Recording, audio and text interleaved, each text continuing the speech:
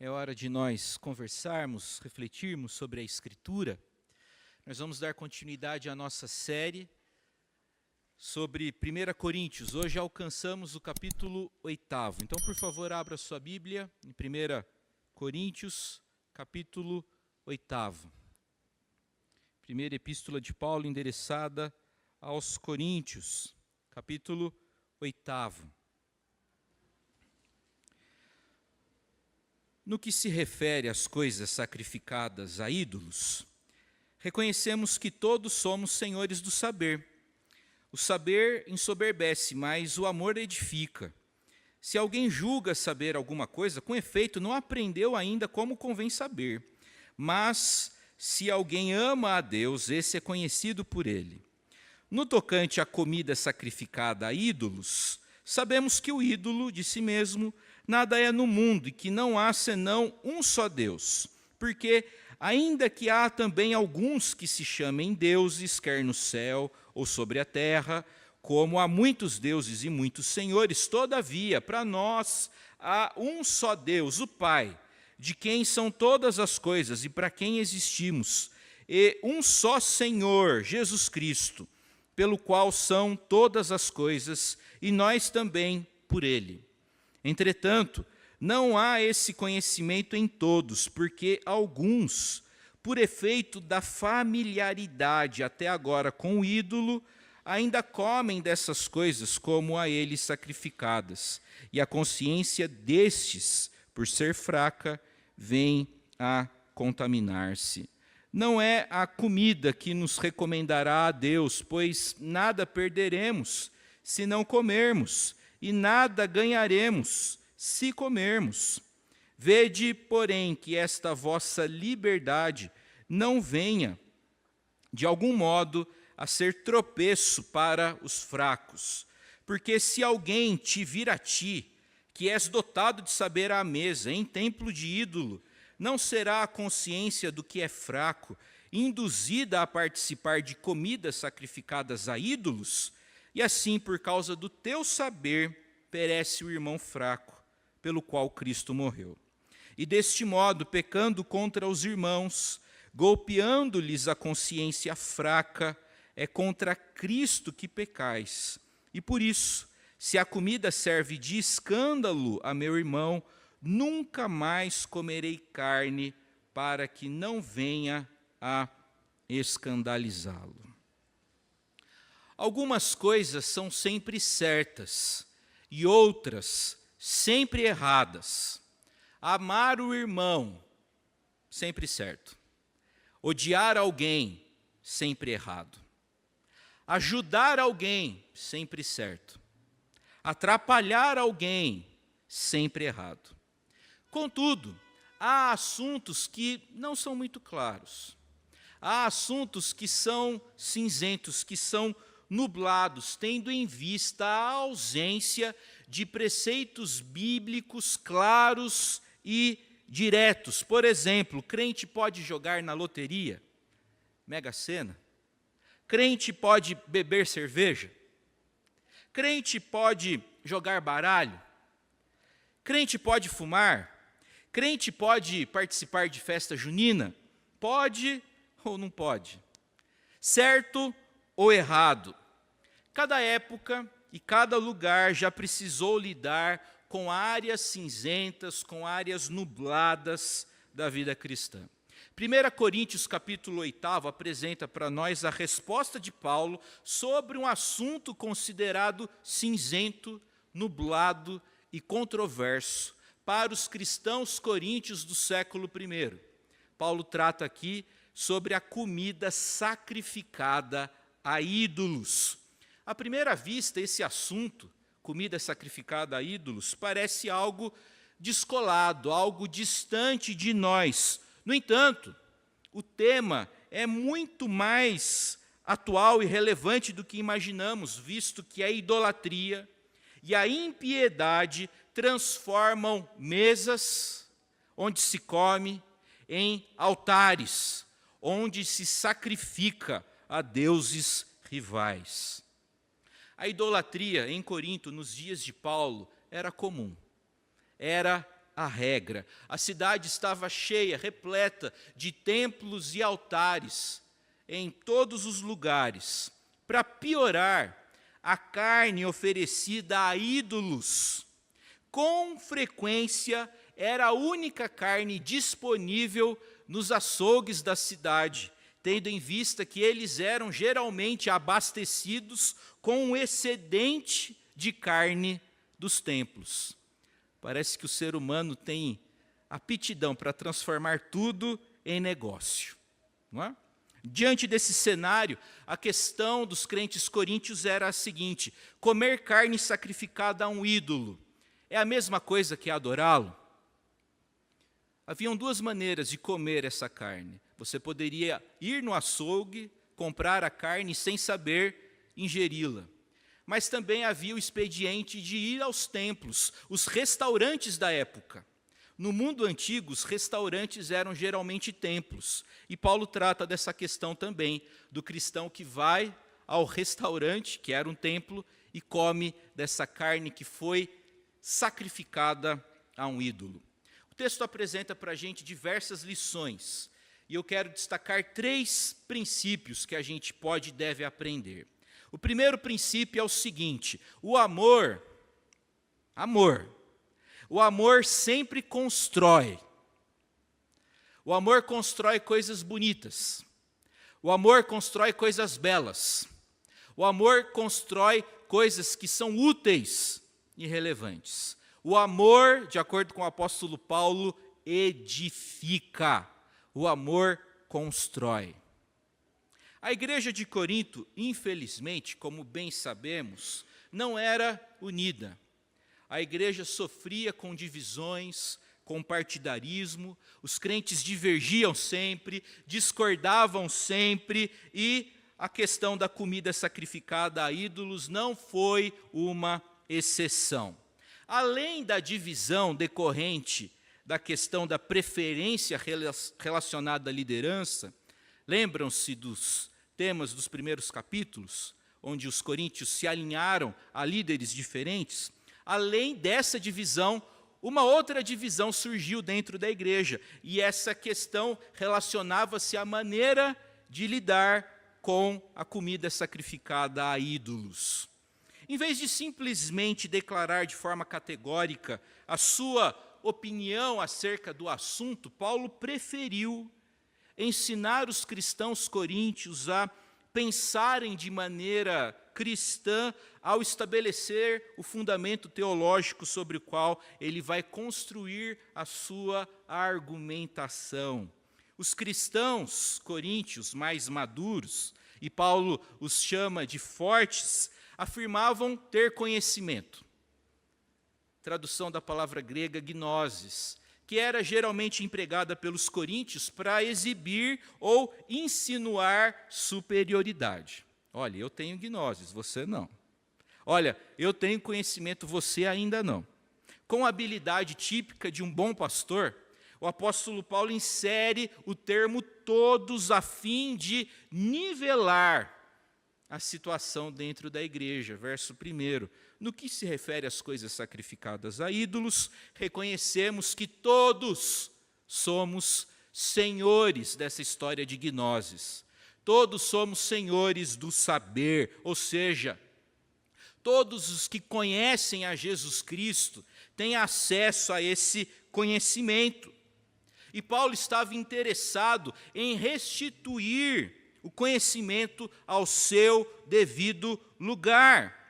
O conhecimento do tipo alardeado por esses peritos coríntios, por esses crentes que se achavam maduros demais, apenas ensoberbece. Esse tipo de saber ensoberbece, mas o amor edifica. Essa pessoa se torna semelhante a um balão inflado. Parece muito grande, mas não tem nada dentro. O saber ensoberbece, mas o amor edifica. A Bíblia frequentemente faz um balanceamento entre amor e experiência, entre conhecimento e experiência. Há pessoas que sabem muito, mas não amam. Há pessoas que conhecem muito, mas não praticam. Além disso, o apóstolo Paulo observa que o conhecimento humano nunca será perfeito. Sempre vai faltar alguma coisa para a gente. O apóstolo Paulo escreveu no verso 2: se alguém julga saber alguma coisa, com efeito, não aprendeu ainda como convém saber. Aquele que pensa que sabe, na verdade, não sabe. A pessoa que presume saber alguma coisa com excelência, ainda não possui, de acordo com Paulo, um dos elementos essenciais do verdadeiro saber, que é justamente o reconhecimento da própria imaturidade. Eu tenho aprendido comigo mesmo o seguinte: quanto mais imatura uma pessoa é, mais madura ela pensa que é. Quanto mais maduro a gente se acha, mais imaturo somos. O amor edifica, e esse tipo de saber apenas ensoberbece. Paulo avança, verso 3: mas se alguém ama a Deus, e nós esperaríamos aqui algo do tipo: esse tem o verdadeiro conhecimento, mas Paulo preferiu escrever: se alguém ama a Deus, esse é conhecido por Ele. Paulo está ensinando para a gente aqui que o que importa não é o conhecimento que nós temos a respeito do ser divino, mas o conhecimento que Ele tem a respeito de nós. O que importa não é o quanto você conhece de teologia, não é o quanto você conhece de Bíblia. O que importa é você ser conhecido pelo Senhor. É você ter relacionamento com o Senhor. É você ter vida com Deus. É isso que importa. Tem gente que estuda um pouquinho de teologia, aprende umas coisas, aprende uns versículos, e a pessoa fica metida. Fica tratando os outros como se fosse superior, não é? Passa a olhar os outros de cima para baixo. Acontece que é lata vazia que faz barulho. Porque espigas cheias de trigo e de milho se curvam. Não sei quantos aqui estão habituados a essa imagem lá da roça. Espigas de trigo e espigas de milho cheias se dobram. Os arrogantes que são inflexíveis. O verdadeiro conhecimento não é arrogante, não promove jactância, antes caracteriza-se pelo amor e pelo serviço. O amor, gente, sempre constrói, e constrói coisas boas. O amor constrói o relacionamento, o amor constrói o diálogo, o amor constrói o perdão, o amor constrói o interesse. E o amor também desconstrói a inveja, a rivalidade, o ciúme. O amor constrói coisas boas e, ao mesmo tempo, destrói coisas ruins. Na gastronomia e na teologia, há o expediente de cozinhar em banho-maria. Devagarzinho e sempre. Orgulho e altivez são ingredientes nocivos que farão qualquer receita de boa convivência desandar. Então, a primeira lição que a gente aprende: o amor constrói. O que nós estamos construindo, gente? Enquanto igreja e enquanto indivíduos. Segunda lição que a gente aprende com o texto: só há um Deus. Só há um Deus. Dentro do conhecimento dos cristãos coríntios, que se consideravam fortes, maduros, incluía-se a ideia de que a idolatria local nada significava pelo fato de que o ídolo, verso 4, de si mesmo, nada é no mundo. Paulo concorda prontamente e endossa outra premissa do grupo: não há senão um Deus. Paulo concorda com os maduros. De fato, só há um Deus. O Salmo 83, verso 18 declara: e reconhecerão que só tu, cujo nome é Senhor, és o Altíssimo sobre toda a terra. A nossa confissão de fé declara, na seção 1ª do capítulo 2, há um só Deus vivo e verdadeiro, o qual é infinito em seu ser e perfeições. Só há um Deus, o monoteísmo, a ideia de que existe apenas uma deidade, é algo elementar e fundamental na fé cristã. Só há um Deus, contudo, há idolatria. Só há um Deus, entretanto, existe idolatria. Verso 5, porque ainda que há também alguns que se chamem deuses, quer no céu ou sobre a terra, como há muitos deuses e muitos senhores. Note que Paulo faz referência a alguns que se chamam, eles não são deuses. Isso aponta justamente para a irrealidade de outros deuses, de deuses rivais. O apóstolo prossegue, e ele emprega no início do verso 6 uma conjunção adversativa bastante expressiva no grego. Todavia, para nós, há um só Deus. É como se Paulo estivesse dizendo o seguinte: olha, aí em Corinto há muita idolatria. Há altares e templos para todos os lados. De fato, há muita idolatria, porém, só há um Deus, o Pai, e um só Senhor, Jesus Cristo. Paulo refere-se ao Pai e a seu bendito Filho Jesus Cristo, atribuindo-lhes a mesma autoridade, atribuindo-lhes a mesma posição. O texto foi construído pelo apóstolo para comunicar a ideia de que o Pai é a fonte, é a origem, é o propósito da nossa vida, e que seu bendito Filho é seu agente, é seu mediador.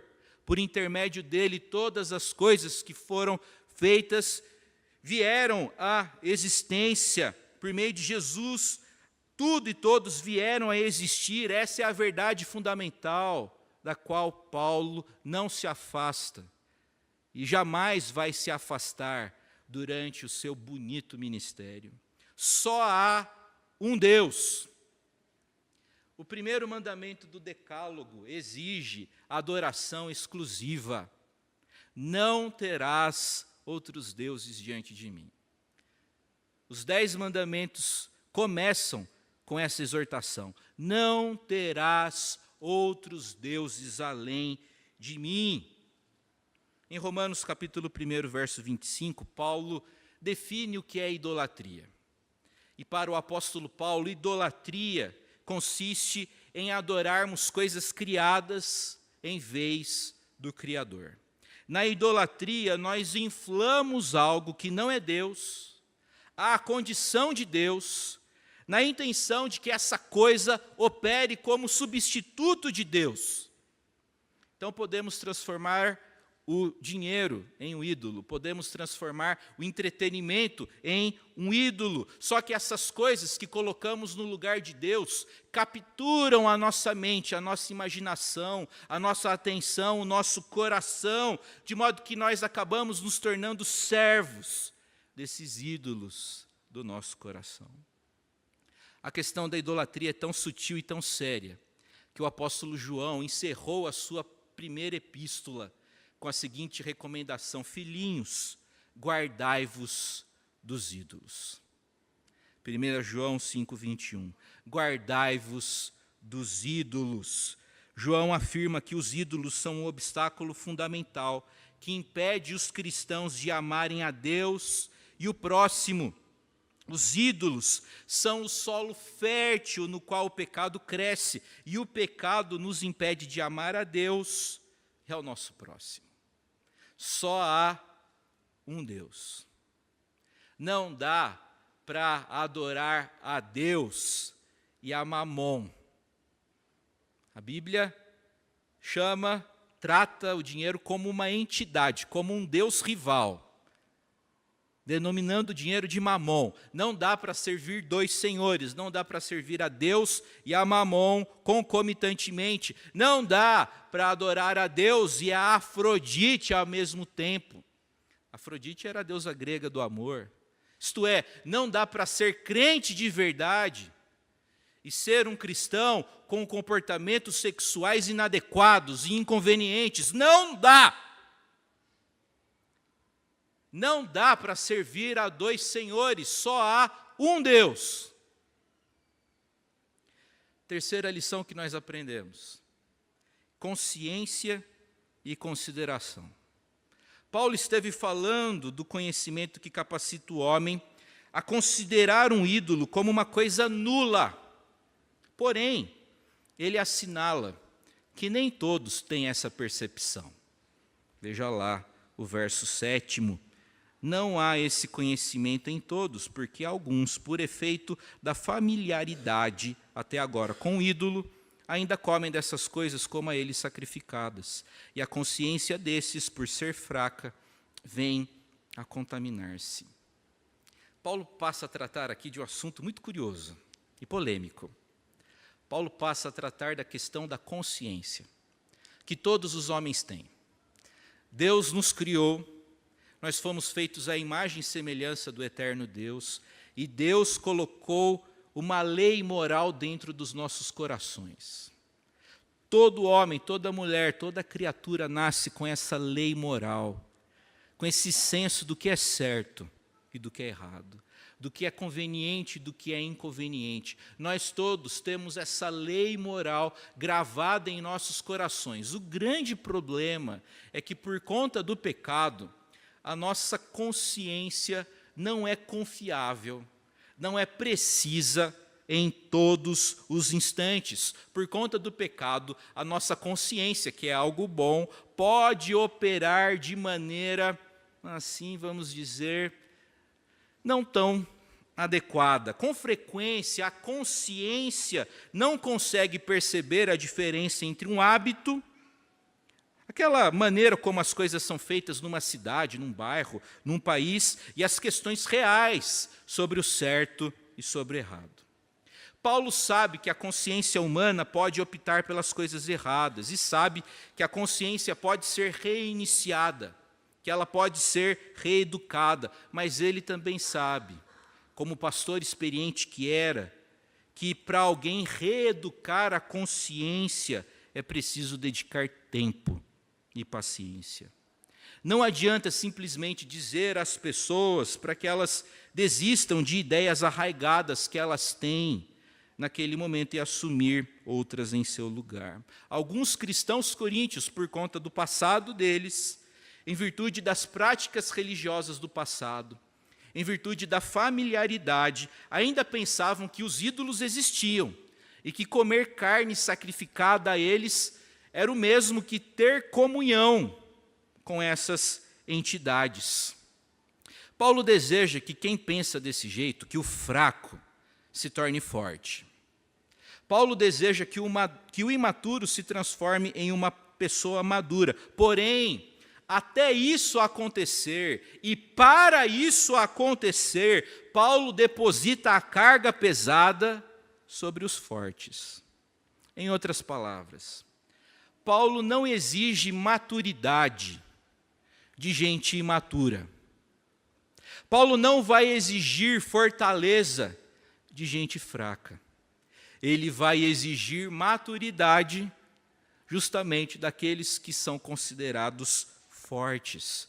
Veja lá os versos 9 e 10. Vede, porém, que esta vossa liberdade não venha de algum modo a ser tropeço para os fracos. Porque se alguém te vir a ti, que és dotado de saber, à mesa, em templo de ídolo, não será a consciência do que é fraco induzida a participar de comidas sacrificadas a ídolos? Nós vivemos em comunidade. O que eu faço afeta você. E o que você faz me afeta. Nossas atitudes nunca são neutras. Nossas palavras, ações, reações afetam as pessoas à nossa volta, especialmente a nossa própria família. Nossas atitudes podem ajudar ou podem atrapalhar. Nossas ações podem encorajar ou podem desestimular. É por isso que nós devemos levar a sério as opiniões dos outros, as opiniões alheias, na hora de decidirmos alguma coisa em nossa vida. Se a nossa ação, se a nossa atitude provoca ou escandaliza um irmão que tem consciência mais fraca, você está, de acordo com o apóstolo Paulo, pecando contra ele. De acordo com o verso 12, você está golpeando-lhe a consciência fraca. O princípio do apóstolo Paulo é que o amor deve reger a liberdade cristã. Como é que eu decido o que eu faço e o que eu não faço? Essas áreas cinzentas, nubladas, onde a escritura não é clara, a minha liberdade deve ser dosada pelo amor. O texto termina no verso 13, e por isso, se a comida serve de escândalo a meu irmão, nunca mais comerei carne, para que não venha a escandalizá-lo. O princípio que o apóstolo Paulo está ensinando para a gente é o seguinte: a vida do seu irmão é mais importante do que o seu direito. Repito, a vida do seu irmão, a intimidade do seu irmão com Deus é muito mais importante do que o seu direito. Isso é ética cristã. É considerar o outro como mais importante do que eu. Jesus não fez isso? Ser cristão é me comportar como Jesus, e Jesus fez isso. Ele nos colocou em primeiro lugar. Então, ser discípulo de Jesus implica em eu considerar o meu irmãozinho mais importante do que o direito que eu tenho. Na gastronomia, na culinária e na teologia, há o expediente de cozinhar em banho-maria com a devida persistência. Nas questões morais e cinzentas, como comer carne sacrificada a ídolos, no caso dos coríntios, ou beber bebida alcoólica em nossos dias, a liberdade deve ser dosada pelo amor. Eu quero concluir essa reflexão fazendo algumas aplicações bem práticas. Em primeiro lugar, a liberdade cristã, se não for dirigida pelo conhecimento e pelo amor, pode se tornar pedra de tropeço. Nós tomamos decisões considerando o conhecimento e o amor. Segunda aplicação, devemos sempre olhar para cada cristão como um irmão pelo qual Cristo morreu. Esse irmão é muito valoroso para Deus, pois Cristo morreu por ele. Esse irmão querido que está do seu lado, essa irmã querida que está na sua frente, esse casal de irmãos que está sentado aí atrás de você, Cristo morreu por ele. Esse seu irmão é importante para Jesus. Jesus entregou a vida dele por esse irmão. Jesus preza esse irmão de modo que você não pode desprezá-lo. Pecar contra alguém que é objeto do amor de Jesus Cristo é pecar contra o próprio Cristo.